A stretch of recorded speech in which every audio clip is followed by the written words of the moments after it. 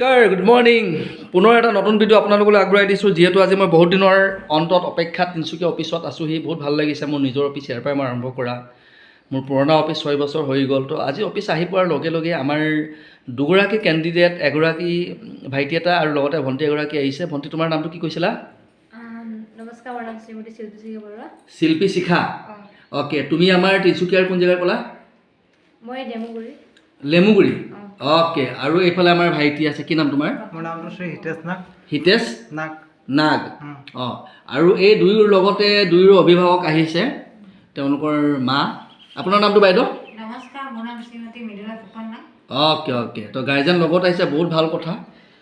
তো নিজৰ ল'ৰা ছোৱালীৰ প্ৰতি গাৰ্জেন সচেতন হোৱাটো ভাল, নিজেও আহি কথাবোৰ জানি যোৱাটো বহুত ভাল পাইছোঁ মই।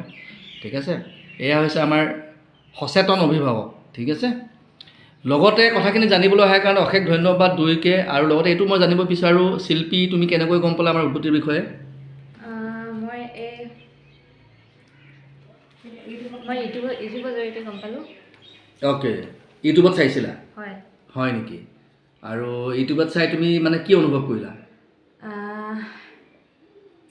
কিবা এটা লাগিছেনে এতিয়া উভতিত আহি জবটো যে পাম বা কিবা এটা হ'ব? কাৰণ তুমি বহুত ভিডিঅ' চালা ইউটিউবত, বহুত ল'ৰা ছোৱালী বিভিন্ন ডিষ্ট্ৰিক্টৰ তাৰ ভিডিঅ'বোৰ দিয়া আছে। লগতে এইফালে হৈ গ'ল, কি নামটো কৈছিলা? হিতেশ নাগ। হিতেশ নাগ, তুমিও ভিডিঅ' চাইছা ইউটিউবত? অ'কে, কেনেকুৱা অনুভৱ হ'ল, কি বুলি ভাবিলা? আমি মানে ভাবিলোঁ যে ইয়ালৈ আহিলে আমি নিশ্চয় এটা চাকৰি পাম, সেইকাৰণে ইয়ালৈ আহিছোঁ। অ'কে, আৰু বাকী আৰু যিসকল ল'ৰা ছোৱালী নিবনুৱা হৈছে তেওঁলোকক কিবা ক'ব বিচৰা নেকি? তেওঁলোকক মই ক'ব বিচাৰিম যে তেওঁলোকেও ইয়ালৈ আহক আৰু উদ্গতি জব কনচালটেঞ্চিৰ লগত যোগদান কৰি নিজে চাকৰি লওক। ঠিকে কৈছা। যিহেতু আজিকালি নিজে চাকৰি এটা, গভৰ্ণমেণ্টটো বাৰু বাদ দিয়া, প্ৰাইভেট জব এটা উলিয়াই লোৱাটো আজিকালি বহুত অসুবিধা হ'ল। ঠিক আছে, এটা পষ্ট ওলালে কমচে কম 100টামান ল'ৰা ছোৱালীয়ে থাকে। এটা পষ্টৰ এগেইনষ্টত 1000 ল'ৰা ছোৱালী, যিটো এতিয়া নিবনুৱা হাৰ।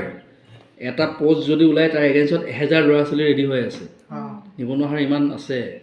ঠিক আছে, আৰু আজিকালি পটকৈ জব এটাত মানে মালিকসকল, মেনেজাৰসকলে পটকৈ লৈ নলয়। তাৰ কাৰণে উদ্গতিয়ে বহুতখিনি ট্ৰেইনিং প্ৰভাইড কৰে, গাইডেন্স দিয়ে। ঠিক আছে, ভালকৈ শিকাই বুজায়, কনফিডেন্স লেভেল চব ঠিক ঠাক কৰি তাৰপিছত আমি ইণ্টাৰভিউলৈ পঠিয়াওঁ, যাতে ল'ৰাটোৱে ছোৱালীজনীয়ে জবটো পাবলৈ সুবিধা হয়। তো ঠিক আছে গাইজ, পুনৰ এটা নতুন ভিডিঅ'ত লগ পাম আপোনালোকক। দিনটো শুভ হওক। Thank you উদ্গতি।